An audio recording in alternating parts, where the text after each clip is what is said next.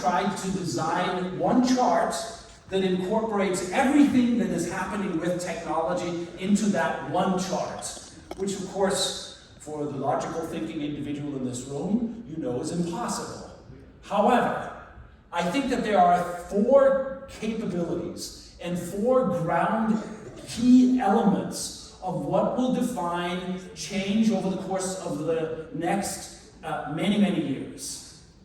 They are artificial intelligence, in this case, artificial intelligence to the edge, not as a specialist function, not as a particular solution in your organization, but artificial intelligence everywhere. It is the journey that you're on now with cloud, but in this case, cloud as is pervasive everywhere in your organization. It is the emergence of quantum computing. Now, we are still 5-7 years from most of you looking at renting time at quantum computing service entities, but there are already organizations, perhaps even in this country, that are looking at things like, for example, quantum communications, which is one level of how you secure your environment once quantum becomes pervasive, because then everything that we know that is security will be blown up. And then fourth is this aspect, which we will talk about a little later, is that we have a big problem we need to solve, and we can't solve it with the standard way in which we've addressed it the last 40 years. And that problem is there is not enough people to develop the digital functionality that your organization needs. And so the only way we can solve that problem is by looking at it completely differently. All of the universities in Saudi Arabia, or for that matter fact around the world, cannot turn out enough data scientists or enough people that have programming expertise that the kingdom needs. And so the only way we can do this is by incorporating everybody, is making everybody a developer.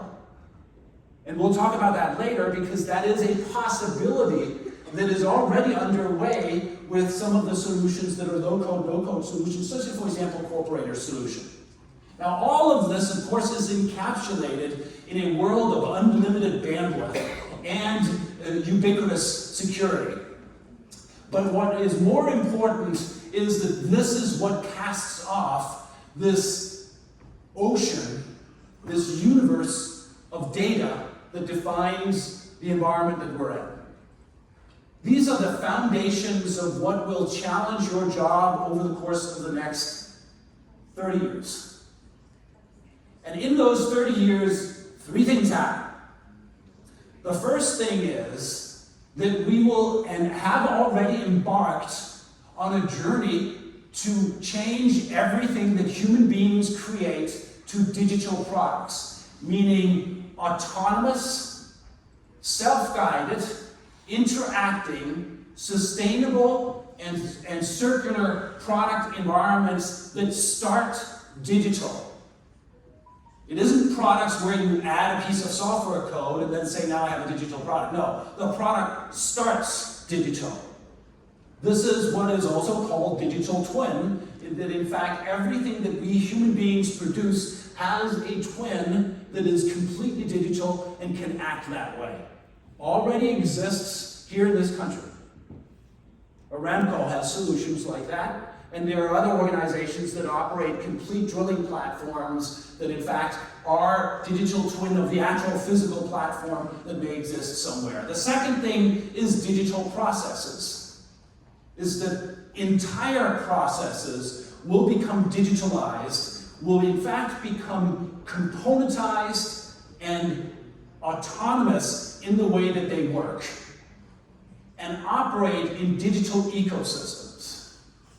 Now, this means completely throwing out the concepts of technology that we have been deploying over the last 30 years, the large-scale implementations that you have been doing, and thinking differently in a componentized, almost like a Lego brick manner with the technology. The third thing is that of us, human beings. So human beings will also have a digital twin of ourselves. We will become digital in the manner that there will be an instance of you, there may in fact be multiple instances of you that exist in 3D and that operate with the digital products that in fact may not yet be physical in an environment that is not yet a physical organizational structure, but is a digital twin of an organization. Wow. And that is what we are shooting for, and it is a pretty obvious evolution because it is what our societies are about. It is that societies is a combination of people, organizations, products, and services. This is what governance, risk, and compliance is about over the next 30 years. Because this means massive change in what that role is about and in what role that has in organizations. So, let's now go back to the present, because we were a little bit too far out into the future. Let's go to the present and say, well, how do we evaluate where we are? And the first notion I want to eliminate with you is that digital is binary. Is that either you're digital or you're not. That is not the case. Digital is a transformation that takes many years. The reason why I painted a 30-year scenario is we will be doing digital 30 years from now. It will be invisible though, but it will be indispensable. Now, this model is a model that represents the maturity of organizations. And while we don't have time to go into the specifics of it, most of us operate in generation 2. Most of us operate in generation 2. We are looking at adding to existing systems. We're looking at trying to figure out how to go to generation 3, which is we're offering new services and extensions to what defines us, and are looking at how do we actually make that work. We are very likely not at generation 4. Generation 4 is where, in fact, we have started product development thinking starting with digital. It means the car producer starts to think about the car in its entirety in a digital manner. It means the government entity doesn't start with the existing processes and how we operate, but starts thinking completely digital and designs from there. Now, you may say and think you are there, but you are not. And the reason why I can illustrate in numbers, because if we take this number, this data is from a company that actually goes out and benchmarks organizations on where they are, and I'll show you where people are now. If we look at 2022, 2023, the average, as you can see, is generation 2. We then, in this company, ask the organization, and it's very important to stress here, is that the people that are asked is not the IT department, is not the CIO, is not the CEO or executive officer, it is managers. Because by doing that, you get the lowest common denominator. And very often what you actually get out of this is a phenomenal discussion for the executive team on aligning the same language. So that when we talk about digital transformation and how GRC fits into that, that we all have one common understanding of what that is. Here you can see that if we ask people, where would you want to be 2 years from now? They say, well, we would have graduated into a generation 3. And if you ask them, where do you want to be in 5 years? They say, we would have graduated into generation 4. This is where asking human beings about their ambitions show our over-ambitious nature, because trust me, this will not be the case when we go 5 years out. It is simply too hard to make the transformation, and part of that has to do with whether or not we have the capabilities in our organization and that is what I want to end with as we get to the very end of the presentation. So, I would recommend that you start to align the language in your organization about what digital transformation is. Right now, I am certain that if you ask all managers across your organization what they believe the digital transformation of your organization is, you will get as many answers, different answers, as there are managers in the organization. That is not good for the challenges that you have in your job in terms of managing both risk and compliance going forward. Right. Our third aspect of what we will talk about is then what are the focus areas that are important over the course of the, shall we say, near term. And I think that there are 6 areas of technology or technology-like focus that will be important for every organization. Now, it may not be important for you in your specific role, but it will influence what you do going forward. So now we lost them. I know we didn't lose them. So the first one is digital product platforms. And I'll cover each of these just so that we have a high-level sense of what they are. Second is the metaverse. Third is what I call the reversed digital pyramid. 4 is data and AI. 5 is a componentized digital twin of the organization. And the 6 is actual digital organization, in particular the leadership skills and the organizational capabilities needed. Let's dive into each of these very briefly. First, digital product platforms. Organizations tend to describe themselves as digital, but when you ask them, how do you develop your digital services or your digital products, you will often find that we go through a process of developing the product as we historically have, or the services we historically have, and at some stage it becomes a requirement document for a development organization, then to take it further, and out comes a product that integrates the analog with the digital. But that is not how organizations in the future will develop products and services. We will actually start with incorporating product thinking across our organization and start with an emerging set of new tools that are coming out that actually enable us to manage the products in a digital manner from a life cycle perspective, and therefore also understand and be able to use data that that product or service casts off in the process of managing it, and thus therefore also managing things such as risk and compliance in that context. So we are actually on the verge, we are not in the midst of, we are on the verge of a massive product revolution among what humans produce. And this becomes something that your organization will increasingly need to deal with, simply because of the vast amounts of data that this will cast off. For example, if we were to incorporate all the data, how many people here in this room has bought a car over the last 2 years? There's at least some people that bought a car. Okay. Those people own a car that casts off, probably on a weekly basis, 4 to 5 petabytes of data.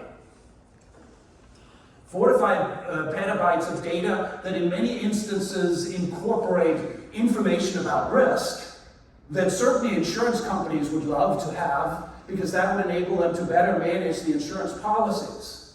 And so you could imagine that every product and service that you produce or that you buy into your organization will produce so much data that has a capability of ensuring that your program can operate more successfully.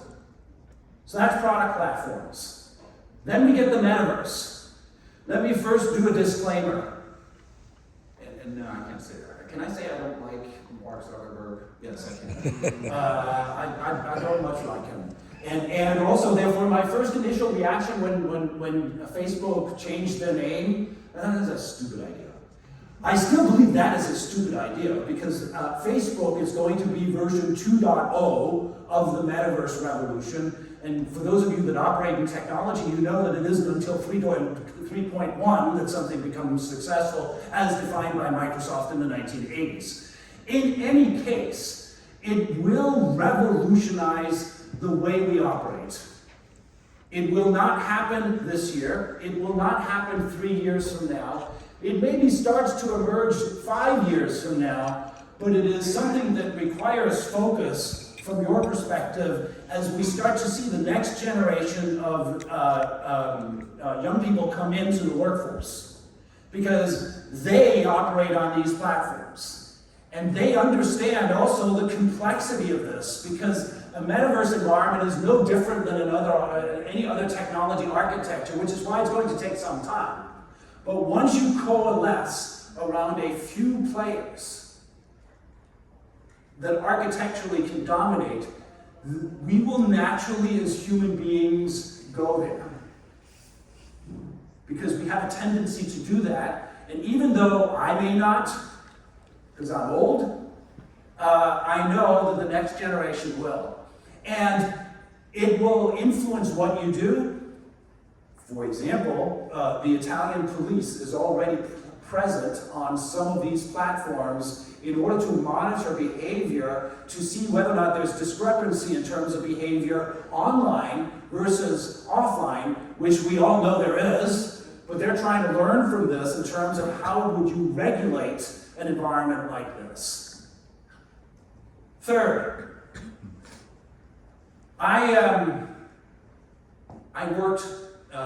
when I started working, I worked for a hotel. And no different than this one here, many, many years ago. And that hotel was owned by an airline. And the CEO was called Jan Karlsson. He was Swedish, and this was in the 1980s. Jan Karlsson wrote an excellent book. It's called Tear the Pyramids Down. And his main philosophy was that value to the customer is created 50,000 times a day by the employees of SAS. And if you empower them to do things with the customer, they will actually turn that into profit. Imagine we take this into the digital world. And imagine that we take these tools that have been deployed now for the last 30 years, top down, and turn the pyramid around and say, why don't we use all of the smart people in our organization and instead have innovation happen at the touch point of the customer or the employee or the supplier? Could that be possible? Could we have 500,000 or 5 million digital moments of truth every day if we empower people with tools to do that?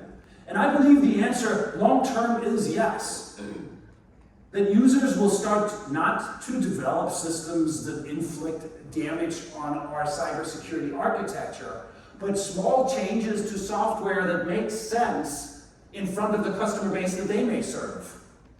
Small things that add value to customers, and no-code tools, AI environments, and a combination of other software products will enable us to do that. Now, this is a dream, but it is also a nightmare. Because how do you ensure to manage risk, compliance, in a world where everybody is a developer? This is something that we all need to start to think about. Then we get to the most interesting one, and the one that we have least time to talk about, which is the impact of AI and data all the way to the edge. Now, to make this really short, and obviously more than willing to take questions afterwards, I think the main thing we all need to do right now is really step back and think about what is actually your AI and data maturity in your organization. Now, there's a lot of words on this chart, so let's just start and say, this is where we're coming from. It's episodic and it's central. It's a data science team It may be a set of functions that solve something internally. Where we're going is, it is the business. Where we're going is a world in which half of tasks that many people perform in your organization will be done in collaboration with AI machine learning models. And our regulatory environment will likely not be able to follow fast enough. Our regulatory environment, for which you have done an enormous amount of work here in Saudi Arabia, really pioneering some of the regulatory aspects of AI, but it is not enough. And I'll tell you why it's not enough. What has and it's any country, so it's not just you, what has your reaction been to generative AI like ChatGPT? Yes. Universities are trying to now follow with policy setting and usage, but in essence, none of us are ready for this. None of us are ready for this. And so thinking about how your role changes in a world where AI is a tool for you, but is also an environment that you need to be able to monitor adequately, is incredibly important, something that is probably not lost on you at all.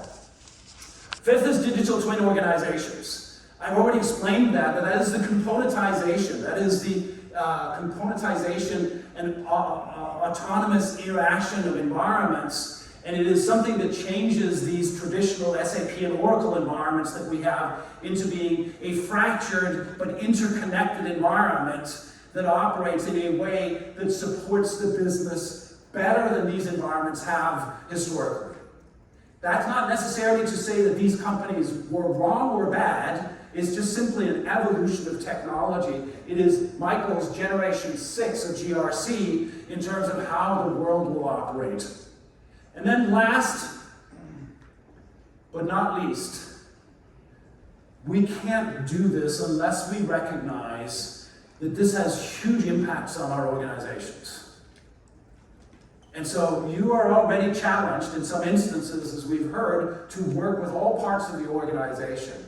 When GRC becomes embedded in the business, becomes the business, the real question is, do you actually have the organizational capabilities needed to make things pervasive? And let me propose a small, brief model for how you ought to look at this. This model it's called 10+3, digital organizational capabilities. It's called that because in some parts of the world, the number 13 is unlucky. And so you can't call it 13 digital capabilities. But however, it consists of 4 groupings. And I'm not going to go through them in detail. First grouping here is strategy. This is basically, do you have all managers in your organizations that are sufficiently digital visionary? They can articulate something that doesn't exist now.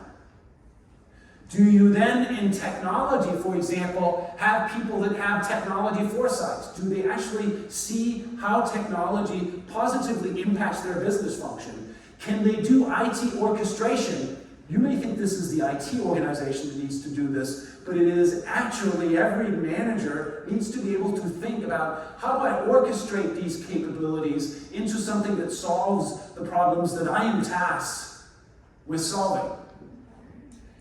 The organization needs to become what I here would call ambidextrous. And all managers need to display ambidextrous behavior. That has had different words. My former employer, Gartner, called it bimodal. One of my former colleagues, Mayor Misalio, always did an excellent analogy of saying that every manager needed to be both a samurai warrior and a ninja warrior at the same time. Samurais maintain the culture, the history, the standards.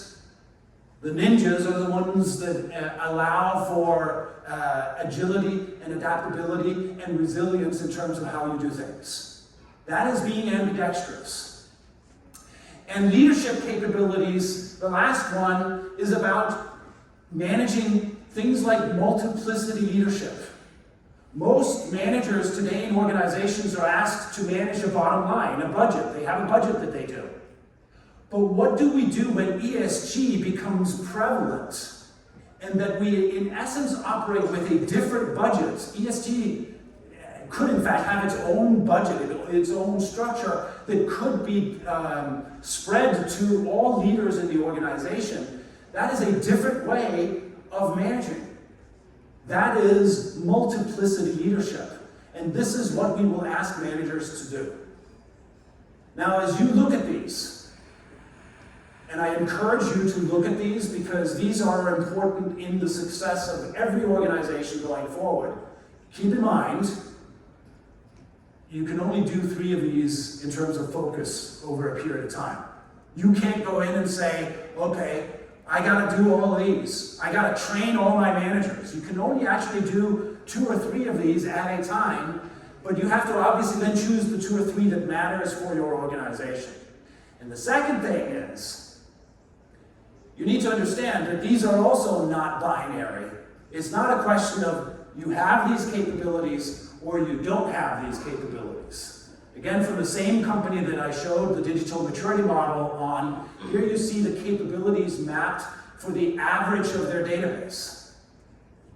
And it is a scale from 1 to 7. And as you can see, on average, we're probably all just in that 3/8 to 4/1 level, but it is also very clear that most organizations, if they are to be successful, need to focus on things such as, for example, managers understanding data, understanding AI going forward, which again is why I mentioned earlier that this is critical for your organization.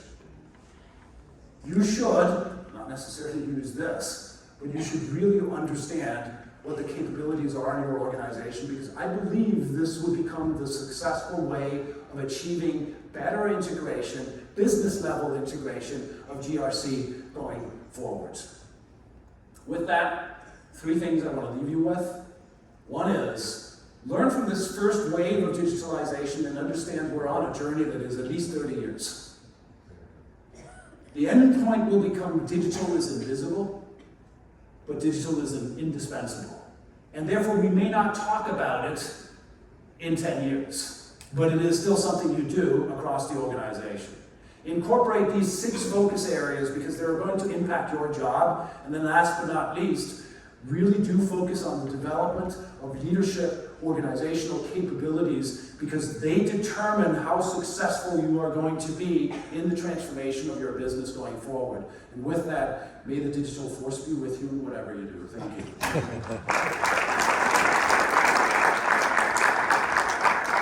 Thank you so much, Peter, especially with the digital force ending.